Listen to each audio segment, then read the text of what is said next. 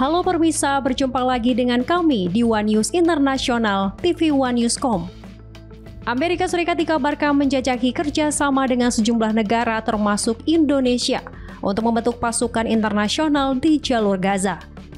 Presiden Prabowo menyatakan Indonesia siap berpartisipasi jika diminta mengirim pasukan penjaga perdamaian ke wilayah tersebut. Informasi lainnya, pemerintah Korea Selatan berencana membangun bunker sipil pertama di kompleks perumahan umum pada 2028. Dirancang untuk menahan serangan nuklir, biologi maupun kimia sebagai langkah menghadapi ancaman dari Korea Utara. Selengkapnya hanya di One News Internasional.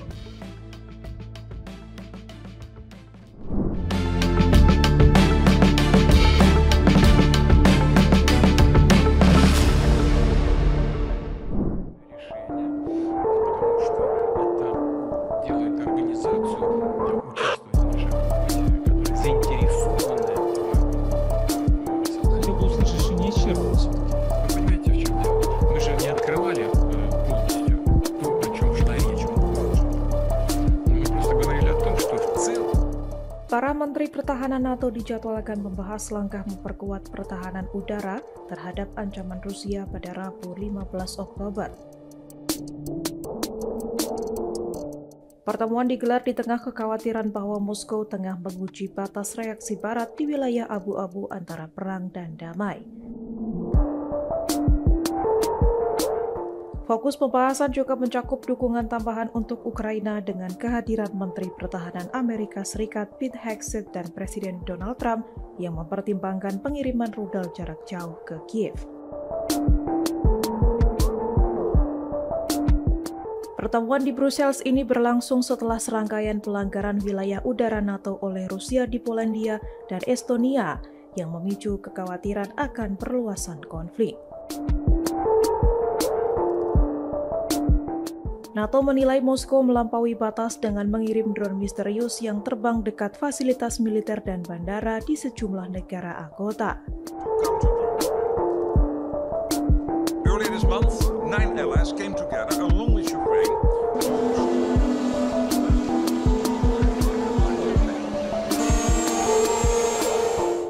Sekjen NATO Mark Rutte menegaskan perlunya menutup celah pertahanan di sisi timur, terutama setelah insiden di Polandia yang memaksa NATO menembak jatuh drone Rusia. NATO juga akan memperkuat koordinasi antar anggota, memperbarui aturan keterlibatan dan mempercepat pengembangan sistem anti-drone dengan teknologi murah seperti milik Ukraina. Uni Eropa turut mengusulkan pembentukan tembok drone, meski beberapa negara seperti Jerman masih meragukan efektivitas dan kesesuaiannya dengan mandat NATO. Sementara itu, Amerika Serikat akan mendorong sekutunya menambah kontribusi untuk bantuan senjata ke Ukraina, termasuk rencana pengiriman rudal Tomahawk yang masih menunggu keputusan Trump.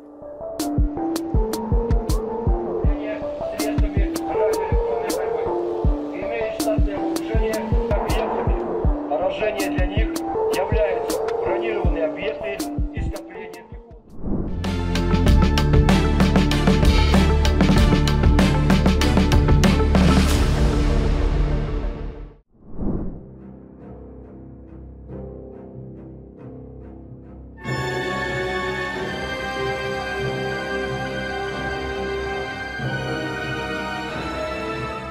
Amerika Serikat dikabarkan tengah menjajaki pembicaraan dengan sejumlah negara, termasuk Indonesia, untuk membentuk pasukan internasional yang dikerahkan ke jalur Gaza.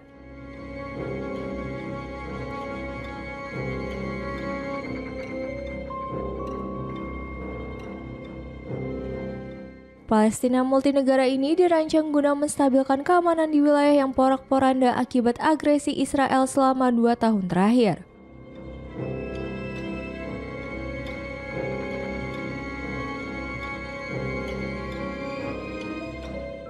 Dua penasihat senior Presiden Donald Trump mengungkapkan ketegangan di Gaza masih tinggi antara militer Israel dan kelompok Hamas.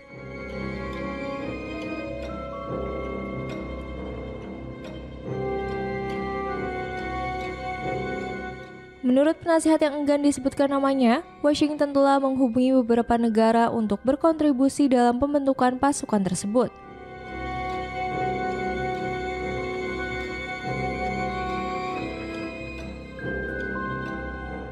Negara-negara yang diajak berkoordinasi antara lain Indonesia, Uni Emirat Arab, Mesir, Qatar, dan Azerbaijan.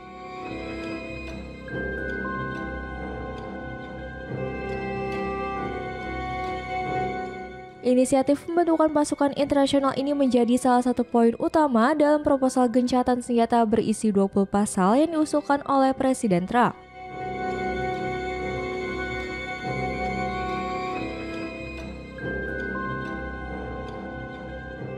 Proposal itu telah disepakati oleh Israel dan Hamas menandai tercapainya kesepakatan gencatan senjata di Gaza.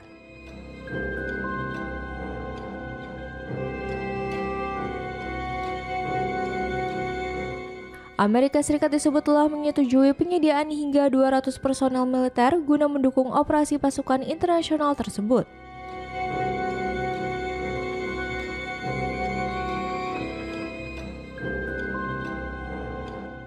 Namun, para prajurit itu tidak akan ditempatkan langsung di wilayah Gaza.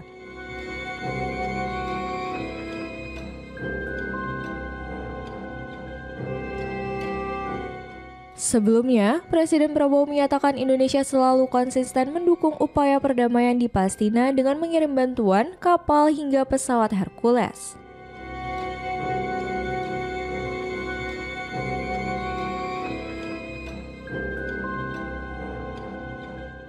Ia menambahkan, Indonesia juga telah menyalurkan bantuan pangan dalam jumlah besar termasuk ribuan ton beras.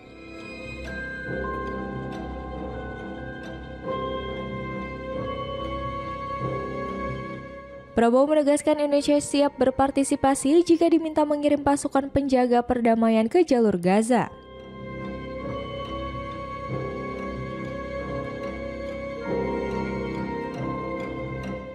Presiden juga disebut telah memerintahkan TNI menyiapkan pasukan perdamaian untuk bertugas di Gaza.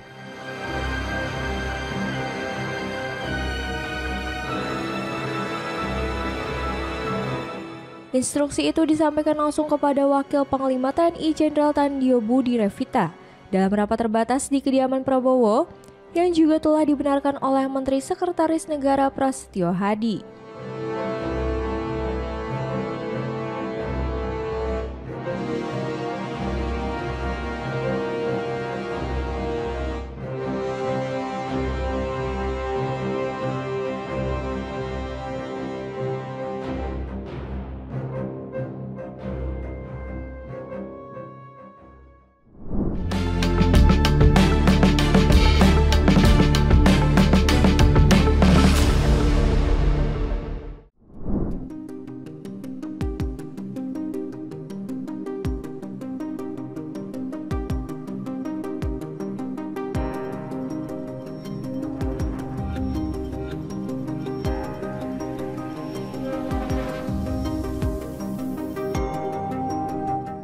Presiden Amerika Serikat Donald Trump menyinggung putrinya Ivanka Trump dan menantunya Jared Kushner saat berpidato di Knesset Parlemen Israel pada 13 Oktober lalu.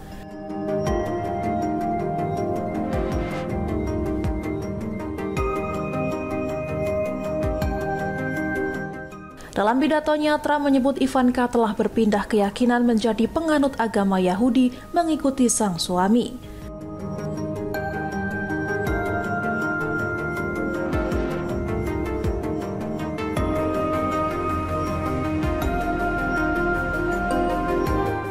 Momen itu disampaikan ketika Trump berkunjung ke Timur Tengah untuk menyambut para sandera Israel yang dibebaskan dalam kesepakatan gencatan senjata antara Israel dan Hamas yang dimediasi Amerika Serikat.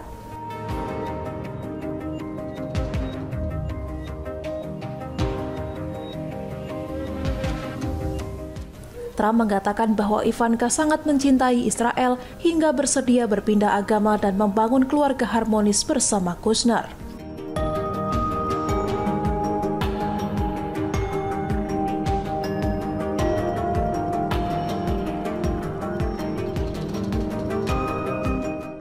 Ivanka Trump resmi memeluk agama Yahudi pada 2009 sebelum menikah dengan Jared Kushner, seorang penganut Yahudi Ortodoks.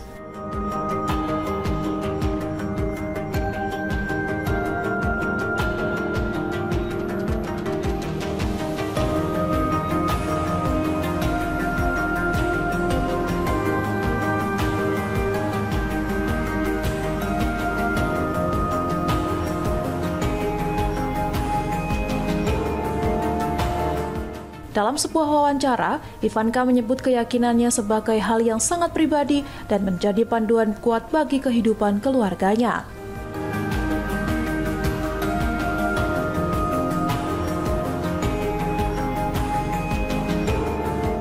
Ivanka kini lebih fokus pada keluarganya dan memilih menjauh dari dunia politik, meski tetap dikenal dekat dengan Israel dan kerap mendampingi ayahnya dalam kunjungannya ke Yerusalem.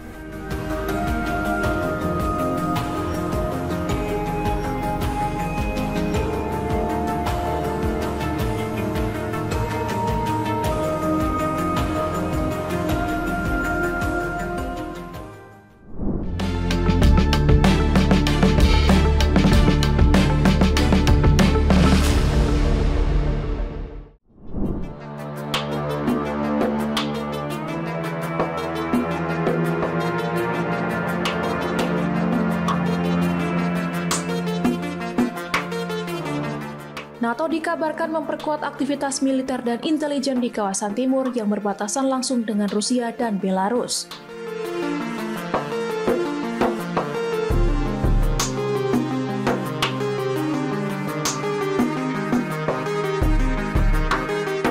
Informasi ini disampaikan oleh Menteri Pertahanan Rusia Andrei Belousov dalam pertemuan Dewan Gabungan antara Kementerian Pertahanan kedua negara pada 15 Oktober.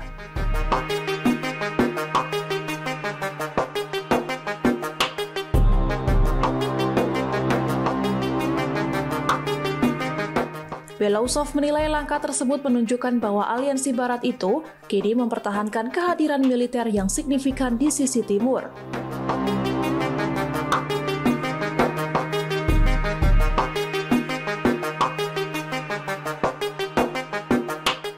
Ia menyebut NATO semakin gencar melakukan pelatihan tempur dan operasi intelijen di dekat perbatasan Rusia.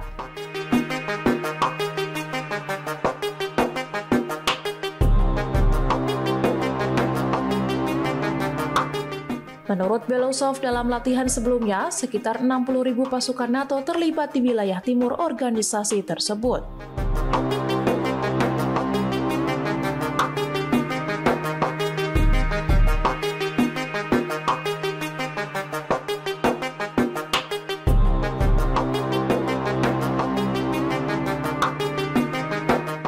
Sementara itu, Menteri Luar Negeri Rusia Sergei Lavrov menegaskan kembali pandangan Moskow terhadap konflik Ukraina di tengah meningkatnya ketegangan dengan NATO.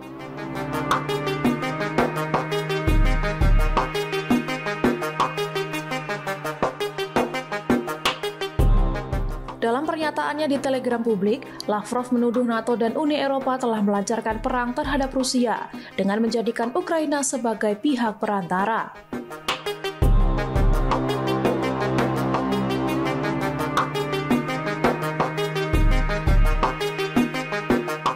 Ia berpendapat bahwa dukungan militer dan finansial dari Barat kepada Kiev merupakan bentuk permusuhan langsung terhadap negaranya.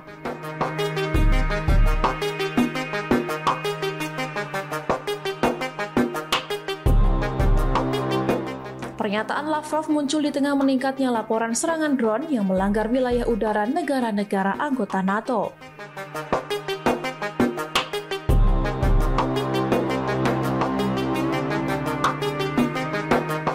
Pekan ini Estonia menuduh jet tempur Rusia telah melanggar wilayah udaranya yang membuat NATO memperingatkan kesiapan membela setiap jengkal wilayah sekutu.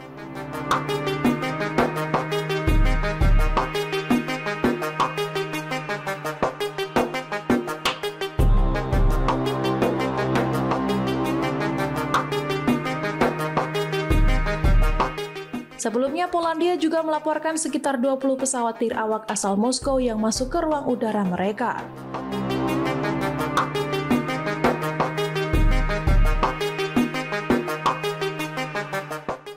Denmark turut melaporkan beberapa insiden serupa di sekitar infrastruktur penting dan mendapati kapal pendarat Rusia bersembunyi di lepas pantainya.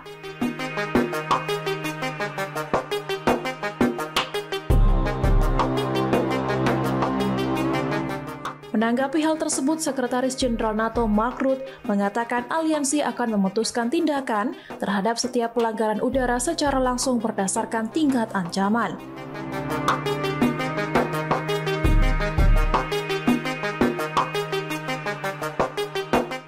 Ia menambahkan bahwa sejauh ini pasukan NATO hanya melakukan pencegatan dan pengawalan terhadap pesawat Rusia tanpa eskalasi karena tidak ditemukan ancaman nyata.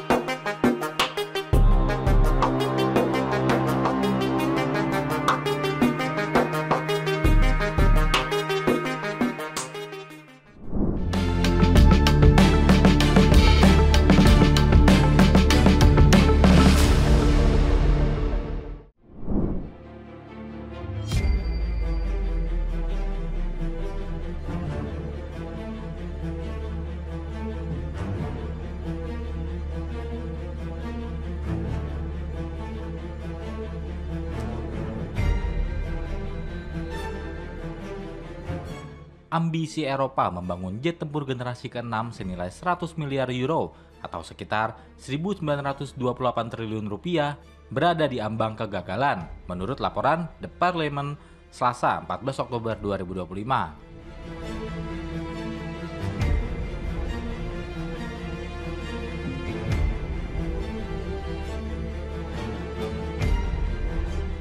Pertemuan penting antara Menteri Pertahanan Prancis, Jerman, dan Spanyol yang dijadwalkan berlangsung di Berlin bulan ini untuk menyelamatkan proyek Future Combat Air System atau FCAS dibatalkan.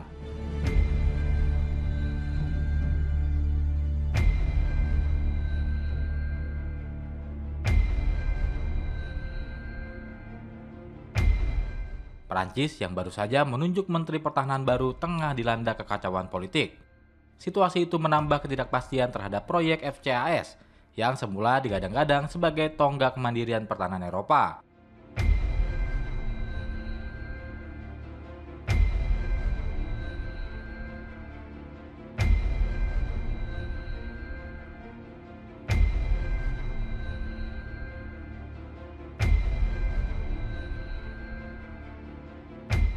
Kini proyek tersebut disebut gagal, bahkan bisa dikatakan hampir sekarat.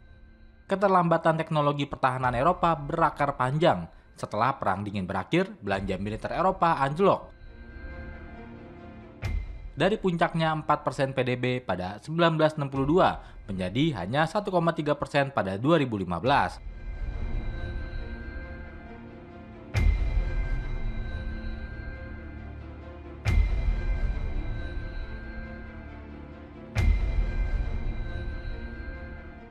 Akibatnya industri pertahanan Eropa melemah dan riset teknologi tinggi terbengkalai. Kini Amerika Serikat menjadi mitra dagang senjata terbesar bagi banyak negara Eropa, terutama dalam produk berteknologi tinggi seperti jet tempur dan sistem rudal.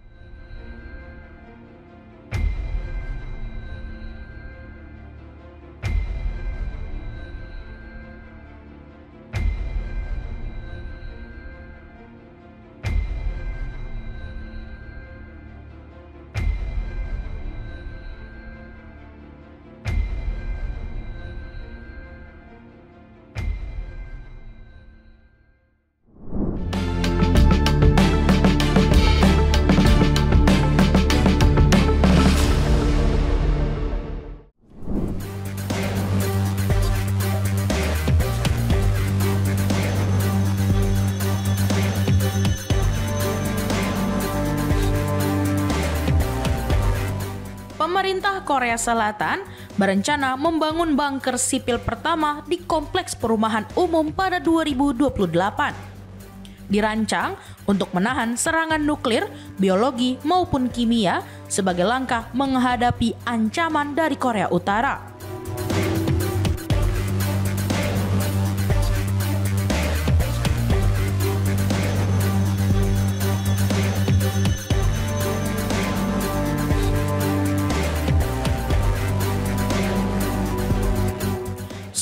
Housing and Communities Corp mengumumkan rencana pembangunan tempat perlindungan bawah tanah di sebuah kompleks perumahan yang akan melayani 999 rumah tangga.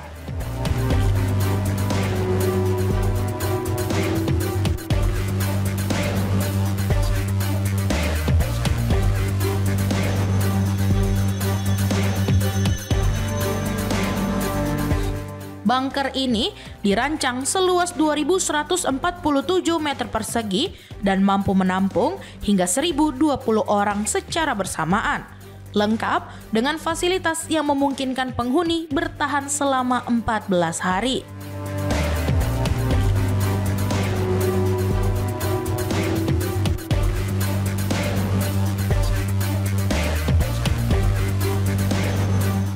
Media lokal Seoul Shinmun menyebut ini sebagai inisiatif pertama pemerintah setempat untuk memperkuat perlindungan sipil di tengah meningkatnya ancaman nuklir dari Pyongyang.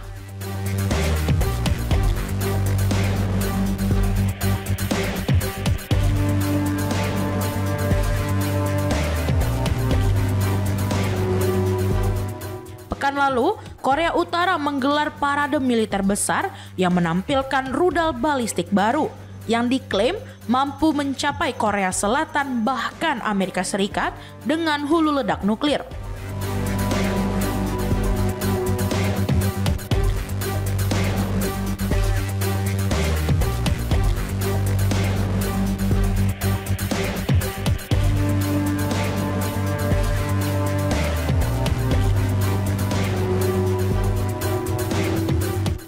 Presiden Korea Selatan Lee Jae-myung menekankan bahwa strategi paling realistis untuk mengurangi risiko dari Korea Utara adalah dengan memastikan kendali ketat terhadap produksi bom dan rudal nuklir di negara tetangga.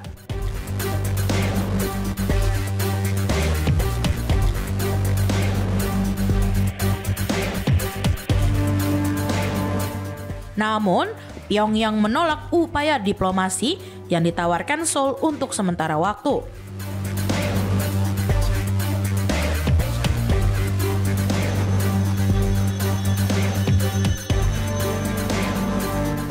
Korea Selatan sejauh ini memiliki hampir 19.000 bunker bom tersebar di seluruh wilayah, termasuk lebih dari 3.200 unit di ibu kota Seoul.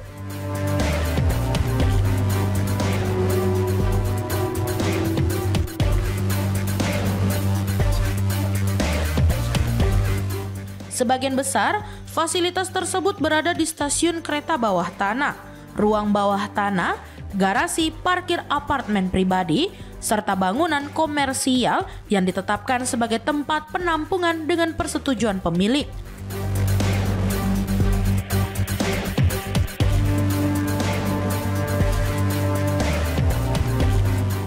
Inisiatif baru ini akan menjadi langkah signifikan pertama yang menempatkan bunker sipil secara langsung di kompleks perumahan, memperkuat kesiapsiagaan masyarakat sipil menghadapi potensi serangan.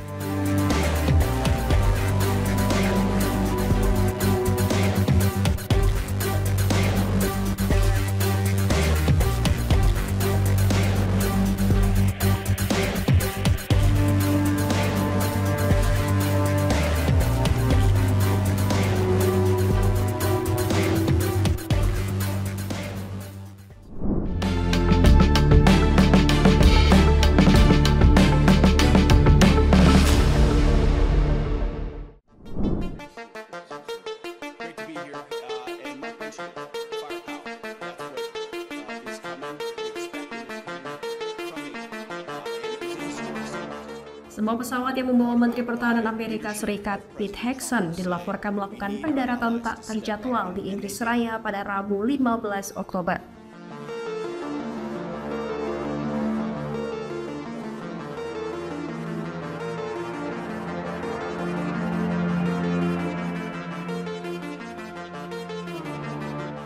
Pendaratan tersebut dilakukan karena adanya retakan pada kaca depan pesawat.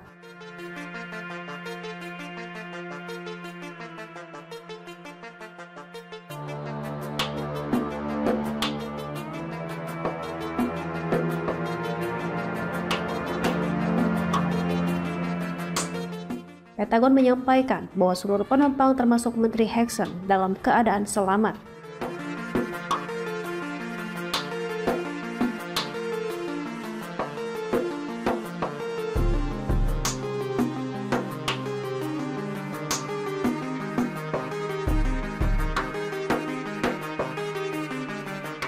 Juru bicara Pentagon Sean Parnell menjelaskan melalui unggahan di platform X bahwa pesawat tersebut mendarat sesuai dengan prosedur standar dan tidak ada korban dalam insiden itu.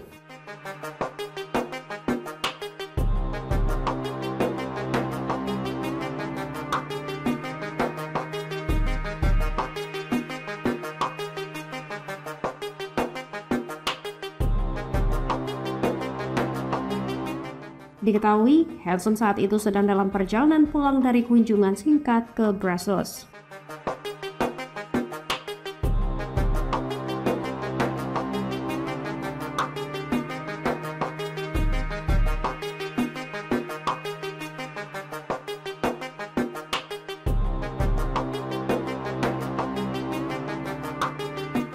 Insiden ini bukan yang pertama kali dialami pesawat militer Amerika Serikat yang membawa pejabat tinggi.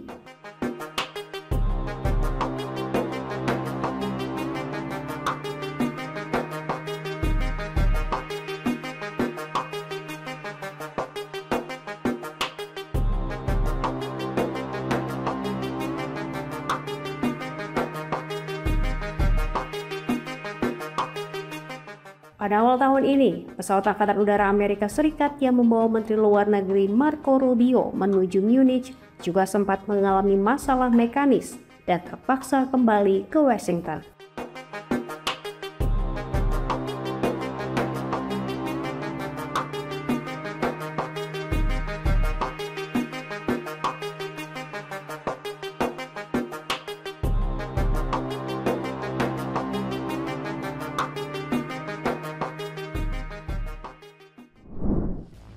Demikian informasi yang dapat kami sampaikan pemirsa.